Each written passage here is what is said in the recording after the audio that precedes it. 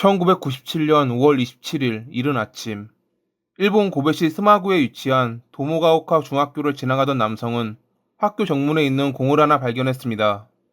바람 빠진 공이라 버렸나? 하는 생각에 다가간 남성. 하지만 가까이 다가간 그는 놀라 넘어지고 말았습니다. 그가 공이라 생각한 그것은 사람의 머리였던 겁니다.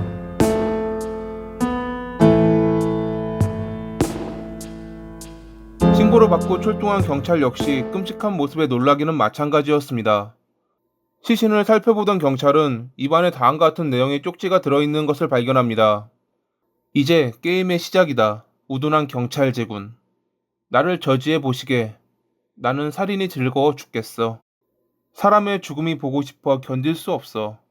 더러운 채소들에게 죽음의 제재를. 오랜 원한에 유혈의 심판을. 스쿨킬러 사카키바리. 범인이 남겨둔 경찰을 도발하는 쪽지.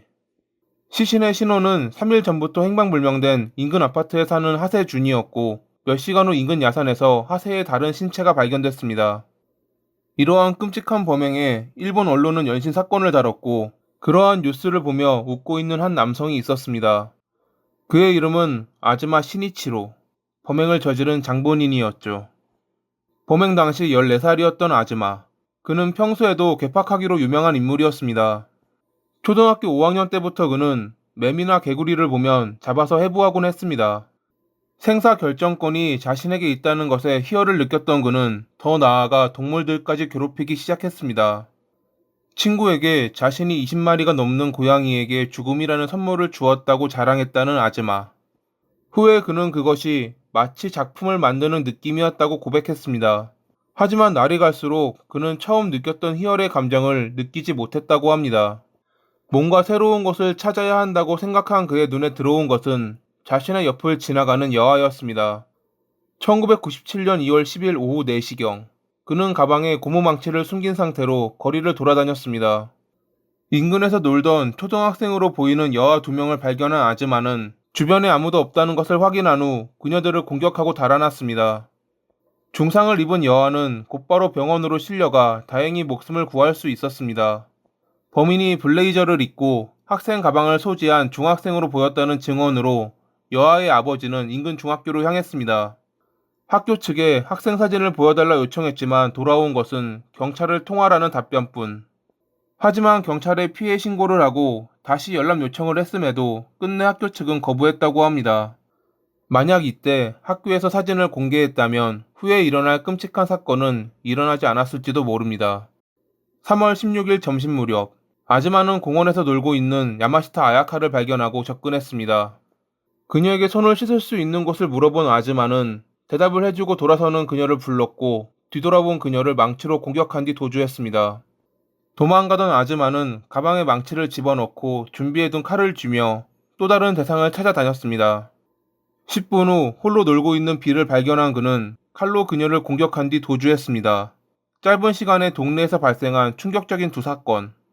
비는 다행히 칼이 정맥을 피해가 병원에서 치료를 받고 퇴원했지만 처음 공격당했던 야마시타는 3월 23일에 결국 사망하고 말았습니다.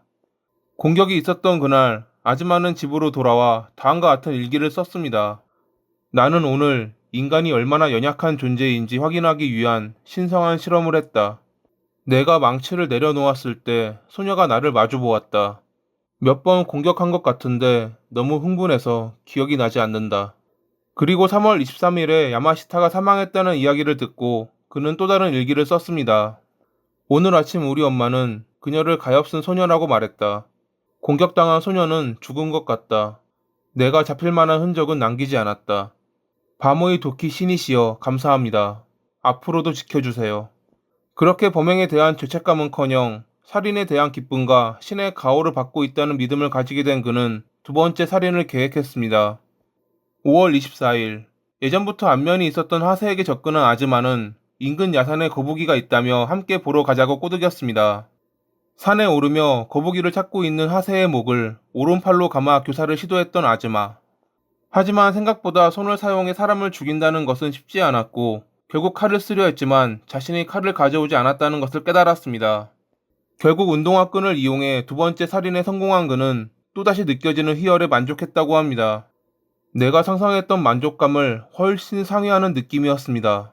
앞선 4건의 범행은 한순간이었고 대단한 느낌은 없었지만 하세의 경우 죽이는데 꽤 시간이 걸렸기 때문에 그만큼 만족감을 얻을 수 있었습니다.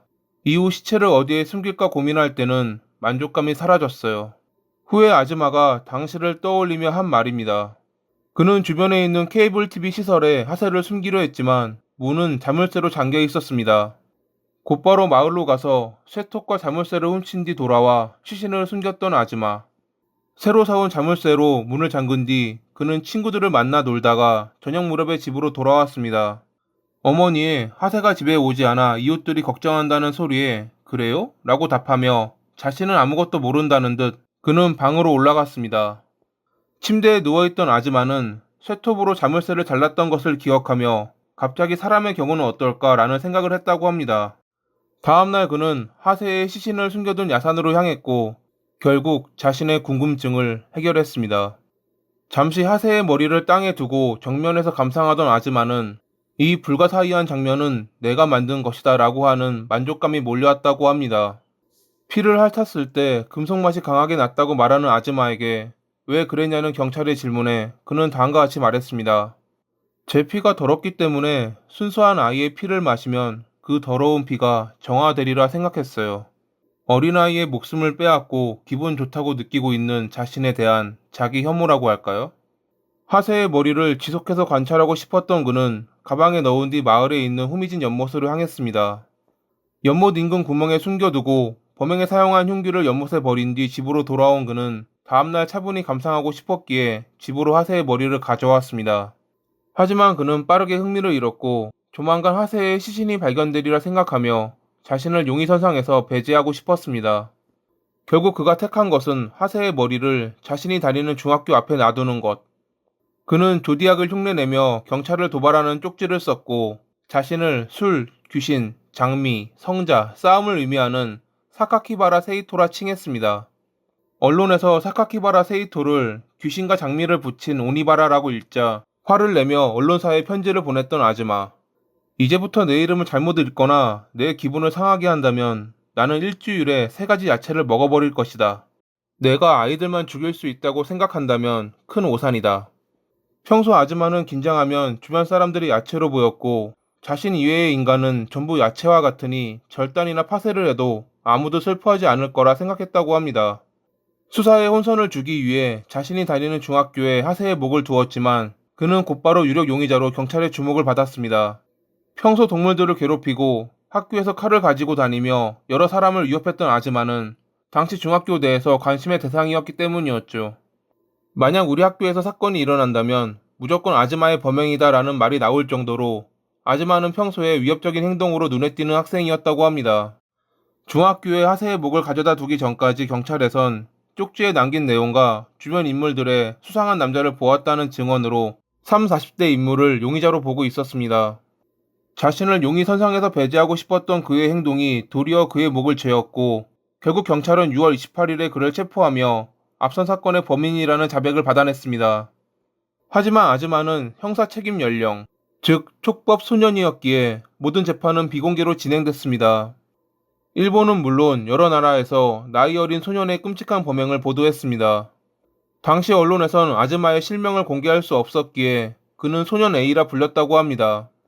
아즈마는 결국 체포 7년 만인 2004년 3월 10일에 풀려났습니다. 일본은 이 사건으로 당시 16세이던 형사책임 연령을 14세로 낮췄다고 합니다. 아즈마는 출소 후 자신의 범행과 출소까지의 이야기를 담은 절가라는 책을 출판했고 유가족들은 새로운 정신적 고통, 용서받을 수 없는 일이라며 그를 비난했습니다. 지금 그는 이름을 바꾸고 새로운 신분을 얻어 아무도 알지 못하는 장소에서 새로운 삶을 살아가고 있습니다. 그의 가족들 역시 모두 뿔뿔이 흩어져 살아가고 있다고 합니다. 언젠가 그가 범행 당시 느꼈던 쾌락을 위해 또 다른 범행을 저지를지는 모르겠지만 한 가지 확실한 것은 그가 범행을 저지른 뒤는 이미 늦었을 것이라는 겁니다. 또 다른 피해자가 나오고 나서야 그의 범행은 멈출 것이고 뒤늦은 후회를 해도 사망한 사람은 돌아오지 않을 것이기에 일본은 물론 우리나라에도 나이가 어리다는 이유로 강력한 범죄를 저지르고도 법의 심판을 받지 않는 사람들이 있습니다. 하루빨리 형사책임 연령이 더 낮춰지기를 바라며 이만 글을 마칩니다. 오늘도 봐주셔서 감사합니다.